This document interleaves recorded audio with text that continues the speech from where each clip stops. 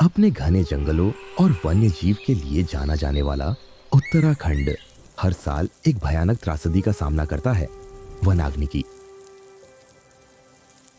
इन परिस्थितियों को ध्यान में रखते हुए हल्द्वानी वन प्रभाग ने इस सीजन में वनाग्नि के रोकथाम की तैयारी को सर्वोच्च प्राथमिकता दी है। हम उम्मीद करते हैं कि ये जो वनाग्नि सत्र होगा हमारा, इसको हल्द्वानी वन प्रभाग के द्वारा हम बेहतर ढंग से नियंत्रित करने में सफल हो पाएंगे। इसी दिशा में वनाग्नि नियंत्रण मॉक ड्रिल का आयोजन किया गया। इस मॉक ड्रिल में केवल वन विभाग ही नहीं, बल्कि राज्य के अन्य विभागों ने भी सक्रिय सहभागिता की।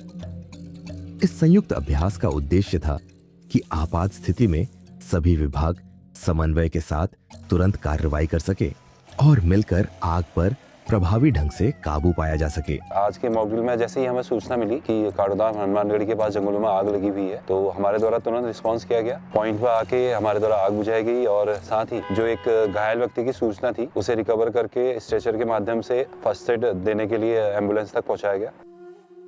एम्बुलेंस लेकर फौरन यहाँ पर आए और जब हमने यहाँ पर मौके पर निरीक्षण किया तो 2-3 लोग हमें घायल अवस्था में मिले। तो हमने इनको तुरंत ही प्राथमिक उपचार देकर, फर्स्ट एड ट्रीटमेंट देकर उनको एम्बुलेंस में से हमने फौरन उन्हें नजदीकी अस्पताल में हमने इनको रेफर कर दिया। विभिन्न टीमों ने अपने अपने दायित्वों का अभ्यास किया, जिससे किसी वास्तविक घटना के समय त्वरित प्रतिक्रिया, बचाव कार्य और जन सुरक्षा सुनिश्चित की जा सके।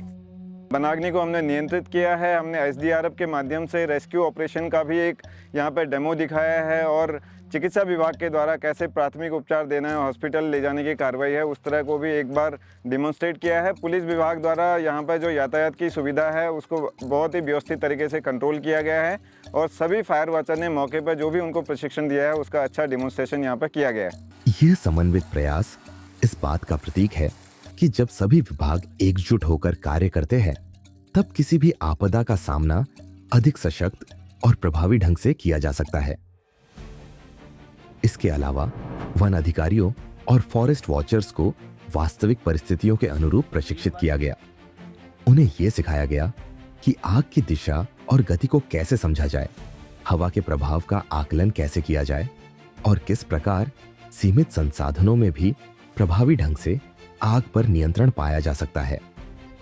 अभी जब फायर लगेगी, अलर्ट ज़्यादा आएंगे, तो हमने ये नहीं सोचना है कि इसके बीच में लगी है तो मैं यहाँ क्यों जाऊँ या मेरे यहाँ लगी है तो ये सिर्फ मेरा काम है। मिलके ही करना है फायर को कंट्रोल, और तभी हम जो है सक्सेसफुली फायर सीजन को कंप्लीट कर पाएंगे। फायर बीटर, ब्लोअर मशीन और अन्य उपकरणों के प्रयोग का अभ्यास कराया गया।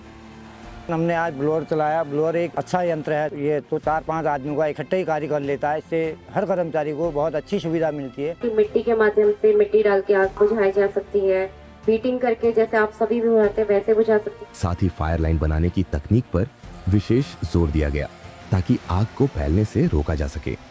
ये रैक है और इससे हम क्या करते हैं, फायर लाइन की सफाई, और जब आग लगी हो तब इसका क्या यूज है, पत्ता काटने का। मतलब जो आग लगी है उसको फैलने से रोकना। इसमें हम जो है स्थानीय जो हमारे जनप्रतिनिधि हैं उनके संदेशों के माध्यम से, नुक्कड़ नाटकों के माध्यम से और लोगों के बीच जाके कार्यशालाओं के माध्यम से लोगों को जागरूक करने का प्रयास कर रहे हैं। मैं आप सभी से अपील करता हूं कि जंगलों में आग न लगाएं और इस प्रकार की घटनाओं से बचने के लिए सतर्क रहें। यदि जंगल में आग लगने की घटना दिखे तो तुरंत वन विभाग को सूचित करें। वन विभाग के कर्मियों का पूरा सहयोग करें। वनाग्नि की रोकथाम केवल विभागीय जिम्मेदारी नहीं है, ये सामूहिक उत्तरदायित्व है। इसी सोच के साथ जन जागरूकता अभियान को व्यापक रूप दिया गया। मेरा अपना मानना तो यही है कि जंगल में आग नहीं लगाना चाहिए और कहीं पे अगर लगते हुए देख भी लें तो विभाग के कर्मचारियों को बताएं कि वहां आग लगी है और उनके साथ साथ अपना भी सहयोग प्रदान करें। हम सब मिलकर अपने जंगलों की सुरक्षा का संकल्प लें और यह न केवल हमारे पर्यावरण की रक्षा करेगा बल्कि हमारी आने वाली पीढ़ियों के लिए एक सुरक्षित भविष्य सुनिश्चित करेगा। गांव-गांव में नुक्कड़ नाटक आयोजित किए गए, जिनके माध्यम से सरल और प्रभावशाली संदेश लोगों तक पहुंचाए गए। आगे से बात ध्यान रहे कि जब भी आग जलाएं तो अपने सामने जलाएं, ठीक है? वो काका समझ गया। अब जब भी हम आग लगाएंगे तो अपनी निगरानी में लगाएंगे। अगर वो आग बढ़ गई तो उससे पहले बुझा भी देंगे। इन प्रस्तुतियों ने यह स्पष्ट किया कि एक छोटी सी लापरवाही किस तरह पूरे जंगल वन्य जीवों और ग्रामीण जीवन को प्रभावित कर सकती है। बीड़ी सिगरेट ये इसका सेवन करते हैं, तो हम क्या करते हैं कि जंगलों में कहीं भी पीते हैं और उसको वैसे ही फेंक देते हैं, ठीक है। उससे बहुत जल्दी आग पकड़ती है, ठीक है। ऐसा नहीं करना है। जब लोग अपनी भाषा और अपने परिवेश में संदेश सुनते हैं तो उसका प्रभाव कहीं अधिक गहरा होता है। नुक्कड़ नाटक में थोड़ा एंटरटेनिंग होता है, थोड़ा लोग हंसते हैं, हंसी मजाक में लोग हल्के से बातें समझ लेते हैं, तो उसको एकदम से समझ में आता है कि गलती है और ऐसा नहीं करना चाहिए, या उसने कभी ऐसा किया हो जो नाटक के अंदर देखा है, तो कनेक्ट करता है उसको, और एक ह्यूमन अपील होती है तो वो ज़्यादा कनेक्ट करता है। नहीं, बिल्कुल नहीं लगानी चाहिए। जो लगाता है उसकी भी शिकायत करनी चाहिए, भैया आग लगा चले गए, भाग गए करके पकड़ो। इसके अतिरिक्त ग्रामीणों के साथ बैठकें आयोजित की गई, जिनमें खुलकर संवाद किया गया।